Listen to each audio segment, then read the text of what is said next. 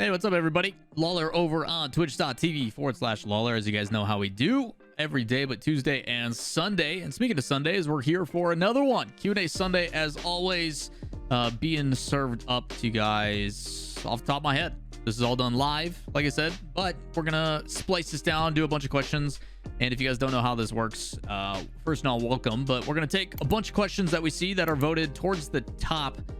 Some I missed because I have like planned videos in the future, but we have a bunch of questions from the YouTube comments. If you guys also want to have your questions answered, make sure you comment down below.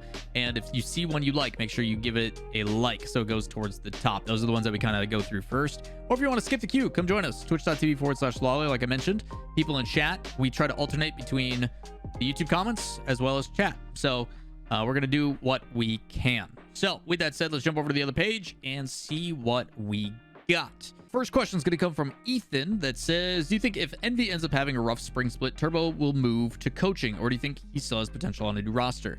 I do think that Turbo has quite a bit of potential. He's also talked formally that the whole like pay gap is definitely better in North America. So the difficulty with that, with him being international talent, is making sure like visa stuff and everything like that, an organization can support it. Now, I don't foresee him going anywhere on Envy. I think he's been doing a really good job of actually putting in the time and effort towards mechanics and showing that self-improvement. I don't think it's fair to just say it's one person's like fault why Envy hasn't been a top prolific roster. I mean, understand that all these other rosters are making adjustments and changes to also stay at the top. And you've got teams like Complexity getting back to form. You've also got people like V1 getting into the mix. You saw Oxygen be a top 6 team consistently. Like it's super competitive now. So they're not the only ones that are trying to make those adjustments to improve. And sometimes you do fall a little bit behind. So Envy, I think, got put into a really tough situation where they were trading Atomic for Drees, and it happened a week before the spring or the winter split started. So a little bit more time to develop is a thing.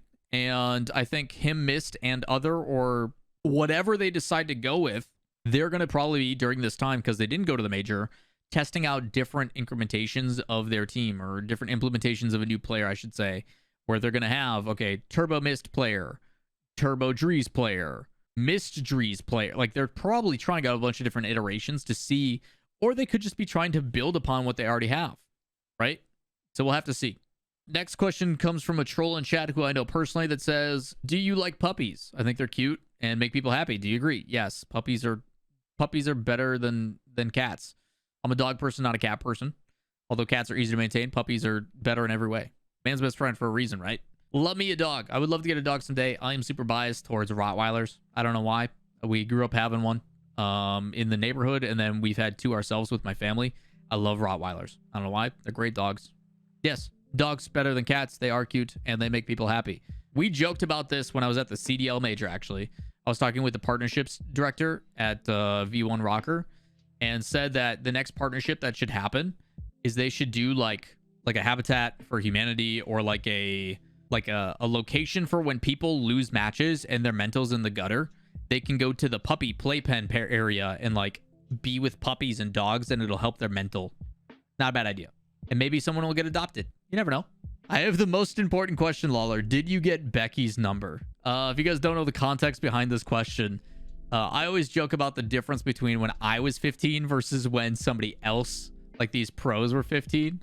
Basically the ongoing joke is like, yeah, when I was 15, 16 in high school, I had 3 things I had to pay attention to. Number 1, go to soccer practice. Number 2, go to school and like turn in my homework, which was a rarity. Number 3 was get Becky's number. And no, I never got Becky's number. I was a nerd. I was not a person who was popular in high school, nor did I do well in high school. But I can say long term, I have gotten Becca's number. So like, we did it, I guess, indirectly. But no, we never got Becky's number in high school. We didn't get anybody's number in high school, man. High school was rough. So Carl, thanks for putting me on the spot like that. Appreciate that, man. Sentinel says, if Oxygen gets hard stuck number 6, do you see Oxygen making a roster change, or LJ possibly seeking a team with a higher skill ceiling? I think Oxygen, understand, in one split, they went from a team not making top 16 to 6th place every single time, which is crazy because 6th ain't 5th, which means no major. But they took 6th place in every single event, and you're talking a coin flip is the difference between them going to the major or not. So I think they continue to build upon what they have. And if Oxygen is smart, they do everything in their power to hold on to LJ. I think very talented player, very appreciated on that roster. So there is potential, as always, to where if they keep getting gate kept as a top 6 and not a top 5 team, then yeah, you may need to make some adjustments. But ultimately, I think they should be very happy upon what they have and see where it takes them. There may be a position where they find out that, you know what, these 3 players are kind of capped out at a certain point. So maybe we will see those adjustments. But as of right now, I think they build upon what they have, and you do not let go of LJ. You build a team around that boy. What LAN locations do you expect to be coming, and what locations do you hope for? I think Florida should get one next season. There's a lot of options between Orlando, Tampa, Daytona, and Miami. That's what I'm hoping for. I personally don't know if Florida's a good location for LAN, just due to the current state of the world and how things are. I think there's other locations East Coast that may work a little bit better. Biasly, I would love a LAN in New York. I just think it's too expensive, so that probably won't happen. The decisions that go into LAN locations really have to do with, is it an easy place to get for travel? What is the cost of performing there? Like LA is, some people kind of groan about because of the costs. I think Atlanta is a pretty good spot. They also have a lot of esports infrastructure already there. If you guys don't know, E-League and TBS is based there. Vegas is really, really good. I would love to see San Diego, same place that you see for like TwitchCon would be really cool. I think Boston would be absolutely phenomenal. I'm going to Boston next week for PAX. So if you guys are there, make sure you come say hi. I'll be at the Intel booth hanging out, casting. But I do think there's a lot of really cool things that they could do. That's just the States. Dream locations, Boatland, for sure. Boatland, without a doubt. Tokyo. I think Japan in general, or anywhere in those countries, would be absolutely insane. It's a shame that IWO didn't happen.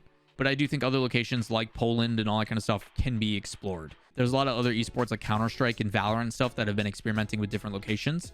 I think we could also do that same thing. So I do think there's a lot of really cool places that are centralized. But you obviously have to take into consideration cost, how far is the travel, how accessible is it to the people. Like, there's a bunch of different things. You guys asked for it. We will be doing a video in the future about future LAN locations and potential. I'll make sure to define where, cost of travel. I'll do like capacity of the venue. Like, we'll get into very specific things in a future video. So if you guys want to make sure you don't miss it on that, hit subscribe. Do you think any of the NA or EU teams that are currently outside of the top 10 can make a run and get in the major and make worlds? Making worlds, probably not. If you're not in the top 5 right now, making worlds is very, very difficult. As for making a run into the major, yes, without a doubt. I think top 5 in NA is pretty solidified right now. I think NA is pretty locked down about who I think is your best bets. But let's take a look. Let's see. So G2, Energy, FaZe, Space Station, V1. I'm pretty confident. I think Complexity could probably bounce in and make a run. Envy has potential. I'm curious on what they end up doing. But outside of that, I think it's a really uphill battle. It's very, very tough. Over in Europe, EG is right now 5th. Alongside Semper, it's a 40-point difference. Vitality, maybe their change goes well. Maybe K-Corp's change goes well. Maybe Misfits, Luminosity. Like, I think EU, because there has been such polarity in between who's winning. Obviously, Queso kind of changed all that when they took first, and second. And then second at the major, they jumped up points. Like, they're 3rd overall right now. There is, I think, in Europe, a lot of chance for the teams that are ranked anywhere from like 6 to like 12, maybe even 13 with Guild, that could possibly do some upset if the results are really there. In 16th right now is Heroic. We just talked to Violent Panda about how confident he is with that team, but you're talking they are outside by 1,100 points. That's a lot. Winning right now gives you 401. So they basically have to win everything to even be in consideration, which is unrealistic, especially in Europe. So I do think there is potential for it, but the realistic side of it happening is very unlikely. The teams that are at the top are consistent, and they're consistent for a reason. So I'm excited to see what teams challenge that. I highly recommend, and we'll be covering all this week in YouTube videos, stuff about the spring split. With that comes open qualifiers, matches to pay attention to. There's a lot of really good matches that are going to be going down on the 24th for North America and on the 1st for Europe. So we'll be talking about that here over the next week. What's your opinion on the way RLCS handles sponsors, e.g. Mobile One High Performance Replay? Comes out as a mouthful to me, whereas Verizon Skybox doesn't bother me. That's a subjective thing. I think it's just your personal take on the Skybox versus the Mobile One High Performance Replay.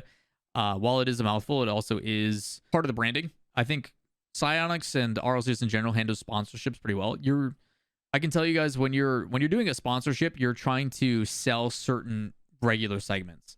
Stuff like replays. Stuff like, hey, we always go to the desk, come back from the desk. If there's certain segments that are regulars, if there's certain things like that, those things can be sold to sponsors and be like, hey, you can sponsor this segment that is a regular and a staple. A lot of times organizations will sponsor the entire tournament.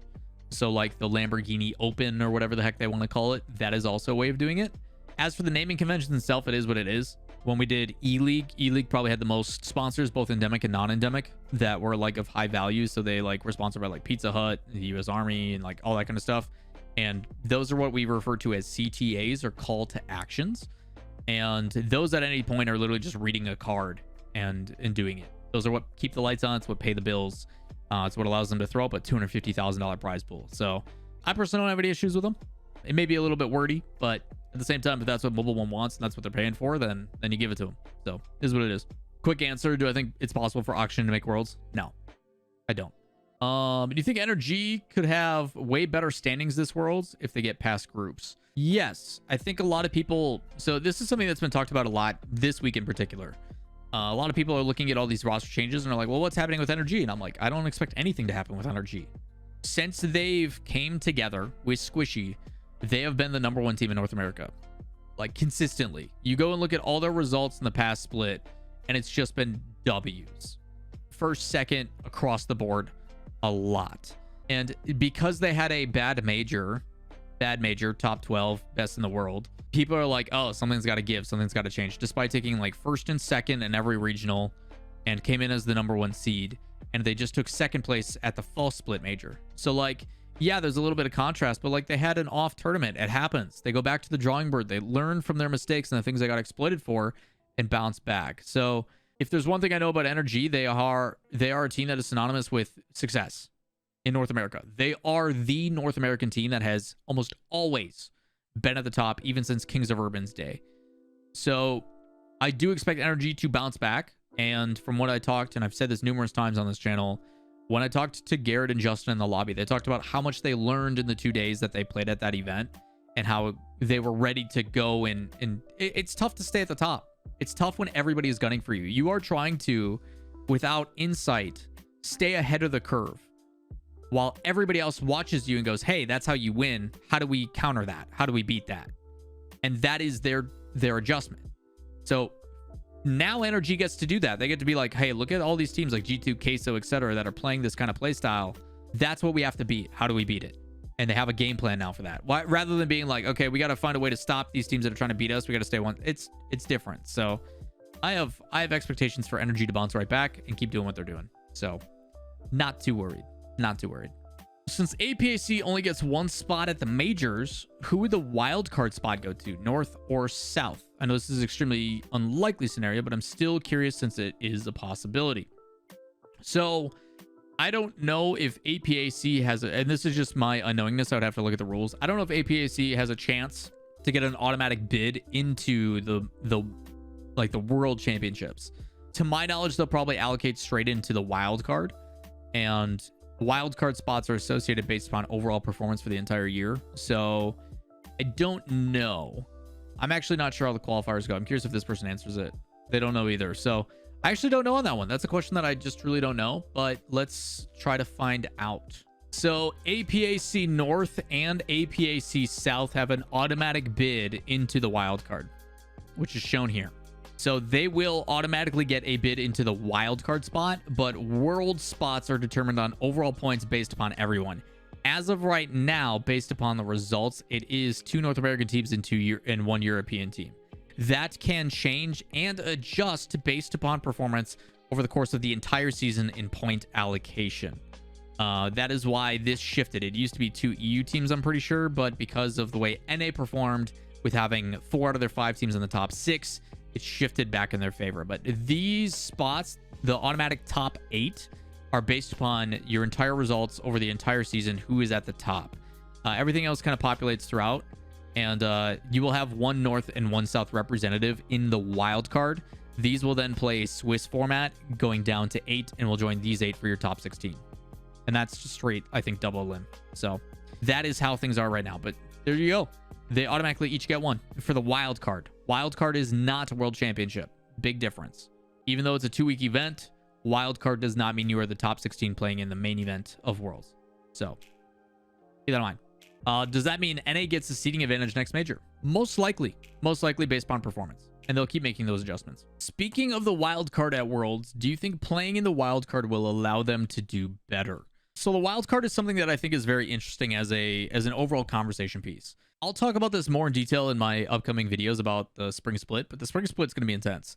Because not only is the spring split a split within itself trying to qualify for a major, but the implications of that split also can determine if you make it into the wild card and let alone the main World Championship event as top 8. It's a huge domino effect based on how you perform in this final split. And if you don't, and you make the wild card is going to be the biggest international tournament we've ever seen. SSA is also going to be in that tournament for the first time, where you're going to see teams, and I'll pull this back up so you guys can get an idea, but we're going to be seeing teams that have, you know, lower seeded NA, lower seeded EU teams, you know, the like 3 to 5s, the teams that, although very talented, are going up against some of the top dogs from OCE, SAM, etc. And you may see some upsets. Maybe Detonator and Tokyo Verde or something come through and play upset over Furia or whoever decides to qualify. Maybe Falcons, which was Sandrock Gaming, and now Sights or something like that come in, or Ultimates or whoever, and they play upset. Maybe MENA as a region is that good, and they play upset, and we see some of these teams battling out in a Swiss tournament. This arguably will be the most entertaining Rocket League has ever been in that moment. Like it is going to be insane to think about what it means that after 9 months of play, it comes down to one Swiss stage. Everything you have worked for the entire season comes down to this tournament, and you have to win 3 matches before you lose 3 matches. And that determines if you become a top 16 to go to the World Championship for a $2.085 million prize pool. That's insanity. Straight up. Absolutely insane. So the wild card in itself, I think, is 2 things. Number 1, it's a lot of pressure. There's a lot on the line in that wild card. This is what you play for. If you're a professional athlete in the esports area, this is what you play for. So not only the chance to do that, but also the chance that it could get squandered. You could be facing defeat in those circumstances. Upset potential is definitely a possibility. You could also be dealt a tough hand due to seeding, or like all the little results matter. I talk about how brutal this format is. Stuff like this is going to make a difference. Winning those matches, making sure you 3-0 when you have a chance to 3-0, and not giving up free games is going to be the difference in the strength of schedule. It's a huge difference. So there's that. And then the other side is this. You're trying to play to be one of the top 16. You want to join the top 8 that are automatically qualified. And in your original question, you ask about, is it an advantage? Is it a benefit? Getting some of these matches in may help. But would you rather A, automatically guarantee yourself a spot for the $2.085 million prize pool, or would you rather get more reps in? I'll take this. I'll take this in boot camp any day of the week. I'd rather guarantee myself as a top 16 in the world going into the World Championship than playing in the wild card. Wild card sounds grueling. No, thank you. That's a lot of stress. I don't want it. I want to guarantee myself. So yeah, I think while having the reps and the experience is good, that is a lot of stress I much rather just avoid. I much rather get into the World Championship, be a top 16, play in groups of double limb, and go from there. So yeah, pretty wild stuff. But spring is going to be nuts. Wildcard is going to be crazier, and then we still got the World Championship after that. So that is going to do it for today's Q&A video. If you guys want more of your questions answered, a couple of ways you can do it. As always, comments down below, as well as hop over and chat. Clearly, there's a bunch of them over here that I still have to answer. So we're going to end this video. We're going to say our thank you, and then I'm going to jump back into that. So with that said, if you do enjoy the content, give it a thumbs up, hit subscribe, turn on notifications, and I'll see you in the next one. Peace.